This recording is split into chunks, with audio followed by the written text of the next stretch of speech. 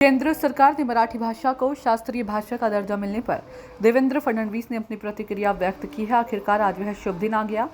केंद्र सरकार ने मराठी भाषा को शास्त्रीय भाषा का दर्जा देने का अहम फैसला लिया है। तो वहीं जहां घट स्थापना के शुभ दिन पर केंद्र सरकार ने मराठी, बंगाली, असमिया, पाली और प्राकृत को शास्त्रीय भाषाओं का दर्जा दिया है। केंद्र सरकार ने मराठी भाषा को शास्त्रीय भाषा का दर्जा देने का अहम फैसला लिया।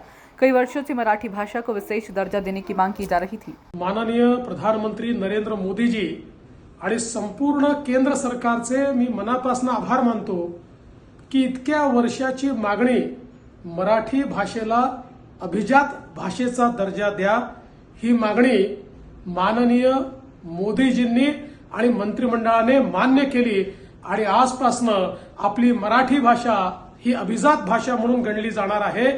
हा सुवर्ण अक्षरांनी लिहिण्याचा दिवस आहे। पंतप्रधान मोदीजी आपले खूप खूप धन्यवाद।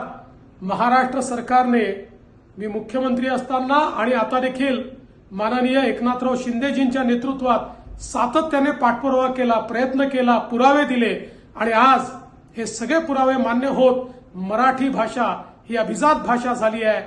महाराष्ट्राच्या 12 कोटी जनतेच्या वतीनं आणि जगभरातल्या मराठी माणसाच्या वतीनं मी पंतप्रधान मोदीजींचे मनापासून आभार मानतो।